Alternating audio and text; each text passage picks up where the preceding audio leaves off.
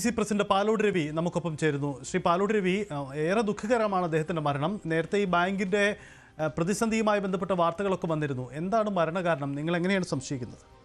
ഞാൻ അവിടെ നിൽക്കുകയാണ്. ഹലോ, ആ സ്ഥലത്ത് നിൽക്കുകയാണ്. വളരെ വളരെ ദുഃഖിതരായിരുന്നു കഴിഞ്ഞ കുറേ നാളുകളായി. അതിനോടൊപ്പം ചില ഒരു ചെറിയ രോഗവും അദ്ദേഹത്തിനുണ്ടായി. അത് ഞാൻ തന്നെ അന്ന് മെഡിക്കൽ കോളേജിലൂടെ അദ്ദേഹം പറഞ്ഞതനുസരിച്ച് ഡോക്ടറോട് സംസാരിച്ചു. അതിലൊക്കെ അദ്ദേഹം ചികിത്സയിൽ കഴിഞ്ഞു വരികയായിരുന്നു. പ്രധാനമായും അദ്ദേഹത്തിന് ആ സംഘർഷം തന്നെയായിരുന്നു.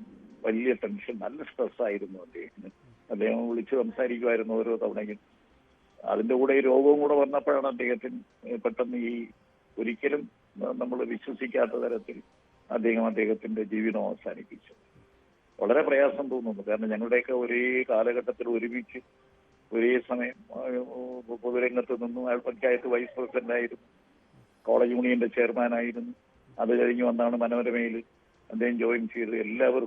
എല്ലാവരോടും ഒരു സ്നേഹം കാണിക്കുന്ന, എല്ലാവരോടും സ്നേഹത്തോടെ സൗഹാർദ്ദത്തോടെ പെരുമാറുന്ന ഒരു നല്ല വ്യക്തിത്വമായിരുന്നു. വളരെ ലളിതമായി ജീവിക്കുന്ന, വളരെ പഠിച്ച് കാര്യങ്ങൾ മാത്രം പറയുന്ന ഒരു വ്യക്തിത്വമായിരുന്നു ശശി. വളരെ വളരെ വ്യക്തിപരമായി വലിയ നഷ്ടമാണ് ഉണ്ടായിരിക്കുന്നത്. കഴിഞ്ഞ ഒരു 2-3-4 ദിവസത്തിന് മുമ്പ് ഞാൻ അദ്ദേഹവുമായി ചികിത്സ സംബന്ധിച്ച കാര്യങ്ങൾ അദ്ദേഹവുമായിട്ടും ഭാര്യയുമായിട്ടും സംസാരിച്ചതാണ്. നമുക്കൊരു വളരെ വളരെ വളരെ പ്രക്ഷോഭമായി വലിയ ദുഃഖമുള്ളൊരു കാര്യമാണ്. ഈ 1 കോടിയിൽ പരം രൂപയുടെ നിക്ഷേപം അദ്ദേഹത്തിന് അവിടുന്ന് കിട്ടാനുണ്ടായതായി അറിയുന്നു. ആ ഒരു സാമ്പത്തിക പ്രതിസന്ധിയും അതിന്റെ ബുദ്ധിമുട്ടും അദ്ദേഹത്തിന് ഉണ്ടായിരുന്നിരിക്കാം. നിശ്ചയമായി വലിയ പ്രതിസന്ധിയിലാണോ ബാങ്ക്? എന്താണ് ഇത്? പാർട്ടിക്ക് നിയന്ത്രണമുള്ള ബാങ്ക് അല്ലേ ഇത്? ഇപ്പൊ പാർട്ടിക്കൊന്നും നിയന്ത്രണം. അവിടെ കുറെ ആളുകൾ ചേർന്നൊരു ബോർഡ് ഉണ്ടാക്കുന്നു. പാർട്ടിക്കൊക്കെ നമുക്കറിയാമല്ലോ, ഓരോ കാര്യങ്ങളും സംഘം ഉണ്ടാക്കി വെക്കും. ആ സംഘത്തിന് നന്നായി പ്രവർത്തിക്കുന്ന സംഘങ്ങളുണ്ട്, വളരെ മോശമായി പ്രവർത്തിക്കുന്ന സംഘങ്ങളുണ്ട്. ഇത് ഒരുവിധ ആരംഭത്തിൽ നന്നായി പ്രവർത്തനം ആരംഭിച്ചു. അത് കഴിഞ്ഞിപ്പോ തന്നെ എത്രയോ പേര് ജീവിതം നമുക്കറിയാം, എത്ര ജീവിതം ഇല്ലാതാക്കി. അങ്ങനെ ഒരു അവസ്ഥയാണ് ഇപ്പോൾ അവിടെ ഉള്ളത്. അല്ല, ഇത് കോൺഗ്രസ് നേതൃത്വത്തിന്റെ ഇടപെടൽ യഥാർത്ഥത്തിൽ ഈ വിഷയത്തിൽ നമുക്കിപ്പോൾ അദ്ദേഹത്തിന്റെ ഒരു മരണവാർത്തയാണ് നമ്മുടെ മുന്നിൽ നിൽക്കുന്നത്. എങ്കിലും സമാന അവസ്ഥകൾ നേരിടുന്ന നിരവധി നിക്ഷേപകർ ആ ബാങ്കിൽ ഉണ്ടാകുമല്ലോ. ഇക്കാര്യത്തിൽ പാർട്ടി ഒരു ഇടപെടൽ നടത്തേണ്ടതല്ലേ? പാർട്ടിയുടെ ഇയാള് ഈ അതിന്റെ പ്രസിഡന്റ് ആയിരുന്ന ആളെന്ന് പറയുന്നത് അയാളുടെ സർവീസിൽ വീഡിയോ ആയിരുന്നപ്പോൾ, ഉദ്യോഗസ്ഥനായിരുന്നപ്പോൾ ഉണ്ടാക്കിയ ബാങ്കാണ്. ഗവൺമെന്റ് സർവീസിൽ നിന്നുകൊണ്ട് അയാൾ ഉണ്ടാക്കിയ ബാങ്കാണ്. അയാൾ റിട്ടയർ ചെയ്തതിന് ശേഷമാണ് പാർട്ടി മെമ്പറായത്. അതൊക്കെ ഒരു പൂർണ്ണമായും അങ്ങനെ ഒരു പാർട്ടിയുടെ കൺട്രോളിലായിരുന്നില്ല ആ ബാങ്ക്. എല്ലാവർക്കും അറിയാതെ ഇവിടുത്തെ നമുക്ക് ചായം സർവീസ് സഹകരണ ബാങ്ക് പോലെയോ അല്ലെങ്കിൽ നമ്മുടെ നെടുമങ്ങാട് അർബൻ ബാങ്ക് പോലെയോ അങ്ങനെയുള്ള ഒരു പാർട്ടി പാനൽ കൊടുത്ത് ജയിപ്പിക്കുന്ന ഒരു ബാങ്ക് ആയിരുന്നില്ല. പക്ഷേ കോൺഗ്രസ് അനുഭാവികൾ ധാരാളം ഉദ്യോഗസ്ഥന്മാർ അതിനകത്തുണ്ട്, കോൺഗ്രസ് അനുഭാവികളായ ആൾക്കാർ അതിനകത്തുണ്ട്. വലിയ നമുക്ക് ആ പ്രദേശത്ത് ഒരുപാട് ബുദ്ധിമുട്ടുണ്ടാക്കുന്ന തരത്തിലാണ് ആ ബാങ്കിന്റെ ഡെപ്പോസിറ്റ് ദുർവിനിയോഗം ചെയ്ത് ഈ സാഹചര്യത്തിൽ എത്തിച്ചേർന്നിരിക്കുന്നത്. ഇപ്പോ അവിടെ ഒരു പാനൽ വെച്ച് അവര് കുറെ പേര് ഡെപ്പോസിറ്റേഴ്സ് ചേർന്ന് അവരിപ്പോ അവിടെ ഒരു കമ്മിറ്റി ഉണ്ടാക്കി. ആ കമ്മിറ്റിയാണ് ഇപ്പോൾ ഒരു ഇലക്ഷൻ നടന്നു. ആ കമ്മിറ്റിയാണ് ഇപ്പോൾ അതിൽ കൂടുതലും ഡെപ്പോസിറ്റേഴ്സ് ആണ്. പാർട്ടിയിലുള്ളവരും പാർട്ടിയിലില്ലാത്തവരും ഒക്കെ ആ കമ്മിറ്റിയിലുണ്ട്. അവര് പരമാവധി നോക്കുന്നുണ്ട്. അല്ല, നമുക്കറിയാം സംസ്ഥാനത്ത് നിരവധി സഹകരണ ബാങ്കുകളിൽ പ്രതിസന്ധിയുണ്ട്. പക്ഷേ പ്രതിസന്ധിയിലാകുമ്പോൾ ഇപ്പോൾ CPIM നിയന്ത്രണമുള്ള സഹകരണ ബാങ്കുകളിലെ വിവാദങ്ങളൊക്കെ നമ്മൾ വലിയ വാർത്തകൾ വരാറുണ്ട്. ഇപ്പോൾ ഈ ബാങ്കിലും പ്രതിസന്ധി ഉണ്ടാകുമ്പോൾ അത് കോൺഗ്രസ് കൈയൊഴിയുന്നല്ലേ? യഥാർത്ഥത്തിൽ കോൺഗ്രസ് അതിനൊരു ഉത്തരവാദിത്വമില്ലേ അത് പാർട്ടി എന്ന രീതിയിൽ? എല്ലാവർക്കും ഉത്തരവാദിത്വമുണ്ട്. എല്ലാവർക്കും അതിനകത്ത് അതിനകത്ത് കോൺഗ്രസ്സുകാരുണ്ടെങ്കിൽ ആ കോൺഗ്രസ്സുകാർ, ബോർഡ് മെമ്പർമാർ കോൺഗ്രസ്സുകാരുണ്ടെങ്കിൽ അതിനകത്ത് ഉത്തരവാദിത്വമുണ്ട് ഡിപ്പാർട്ട്മെന്റിന്. കാരണം ഇതെങ്ങനെ ഇത് നടന്നു എന്നുള്ള ഡെപ്പോസിറ്റ് ഒക്കെ കൃത്യമാണോ, അവിടെ നടക്കേണ്ട ട്രാൻസാക്ഷൻസ് കൃത്യമാണ്, എല്ലാവർക്കും ഉത്തരവാദിത്വം. ഈ ബാങ്കിനെ സംബന്ധിച്ചിടത്തോളം നമുക്കറിഞ്ഞുകൂടെ, നമുക്ക് കണ്ടള ബാങ്കിനെ സംബന്ധിച്ച് എത്രയോ ദിവസം അയാൾ മാസം ജയിലിൽ കിടന്നു. എല്ലാവർക്കും ഉത്തരവാദിത്വമുണ്ട്. ഡെപ്പോസിറ്റ് ആളുകൾ പാവങ്ങൾ കൊണ്ടുവന്ന് ഡെപ്പോസിറ്റ് ചെയ്യുന്നതാണ്. സഹകരണ സ്ഥാപനം തുറന്നു വെച്ച് ബോർഡും വെച്ച് കഴിഞ്ഞാൽ, ഒരു ബോർഡും വന്നു കഴിഞ്ഞാൽ ആളുകളെല്ലാം കൊണ്ടുവന്ന് ഡെപ്പോസിറ്റ് ചെയ്യും.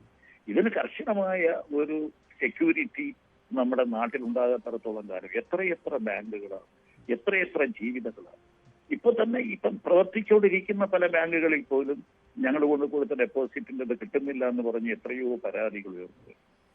അതൊക്കെയാണ് ഇപ്പോൾ അതൊരു പൊതുവായ ഒരു പ്രശ്നമായി എടുക്കേണ്ടത്. അല്ലെ, കരുവന്നൂർ ബാങ്ക് വിവാദത്തിലൊക്കെ നമ്മൾ കണ്ടതാണ്. കരുവന്നൂർ ബാങ്ക് വിവാദത്തിലൊക്കെ അതിൽ CPM ആണ് മറുപടി പറയേണ്ടി വന്നത് എന്നതുപോലെ തന്നെ ഇവിടെ KPCCയും DCCയും കൂടി ഉത്തരവാദിത്തമുണ്ട്. അതിനകത്ത് ഉത്തരവാദിത്തം അതിനകത്ത് ഈ പിന്നെ അവിടെ ഒരാള് ബാങ്കിന്റെ പ്രസിഡന്റായ അധികാരം ഏറ്റെടുത്ത് അയാളോ അല്ലെങ്കിൽ അയാളുടെ കൂടെ നിൽക്കുന്നവരോ ഡെപ്പോസിറ്റ് എടുത്ത് തിരിമറി നടത്തുന്നതിന് അതാണ് ഞാൻ പറഞ്ഞത്. അത് ഈ വ്യാപകമാണ്. നമ്മൾ കേരളം മുഴുവനും നടന്നുകൊണ്ടിരിക്കുന്ന ചില സംഭവങ്ങളല്ലേ. അതിന് കർശനമായി ഈ ഡെപ്പോസിറ്റിന് പൂർണ്ണമായും സെക്യൂരിറ്റി, അത് തിരിമറി നടത്താൻ പാടില്ല, അവരെപ്പോഴും വന്നാലും തിരിച്ചു ഇത് കുറെ ലോൺ കൊടുക്കും.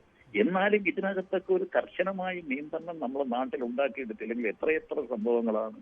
ഇപ്പോൾ തിരുവനന്തപുരം നഗരത്തിൽ തന്നെ 3 സംഘങ്ങളായി, പ്രധാനപ്പെട്ട സംഘങ്ങൾ ആരുടെ കയ്യിലിരിക്കുന്നു എന്നുള്ളതല്ല. അതിനെന്തെങ്കിലും ഒരു ശക്തമായ പാവപ്പെട്ട റിട്ടയർ ചെയ്ത ഉദ്യോഗസ്ഥന്മാരും പാവപ്പെട്ട ആളുകൾക്ക് അവരുടെ പെൻഷൻ തുകയൊക്കെയാണ് അവിടെ കൊണ്ടെടുക്കുന്നത്. അതിന് ഒരു പരിഹാരം ഉണ്ടാകാൻ വേണ്ടിയുള്ള ശക്തമായ നടപടി, രാഷ്ട്രീയത്തിന് അതീതമായി ആര് തെറ്റ് ചെയ്താലും അവരുടെ പേരിൽ നടപടി ഉണ്ടാകത്തക്ക തരത്തിൽ ഉണ്ടായാലേ മതിയാകുന്നതാണ്. ശരി, പാലോട് രവി, വളരെ നന്ദി. K. സുനിൽകുമാർ CPM നമുക്കൊപ്പമുണ്ട്. ശ്രീ സുനിൽകുമാർ, ഇതിൽ കോൺഗ്രസിന് അടക്കമുള്ളവർക്ക് ഉത്തരവാദിത്തമുണ്ട് എന്ന കാര്യം പാലോട് രവി അടക്കമുള്ളവർ അഡ്മിറ്റ് ചെയ്യുന്നുണ്ട്. ഇത് പൂർണ്ണമായും കോൺഗ്രസ് നിയന്ത്രണത്തിലുള്ള ഒരു സഹകരണ സംഘമാണോ? അതെ, അരുവിക്കര വെള്ളനാട് പഞ്ചായത്തുകളുടെ അതിർത്തിയായിട്ടുള്ള മുണ്ടേലയിലാണ് ഈ രാജീവ് ഗാന്ധി റെസിഡൻഷ്യൽ സഹകരണ സംഘം എന്ന് പറയുന്ന ഈ സ്ഥാപനം പ്രവർത്തിക്കുന്നത്.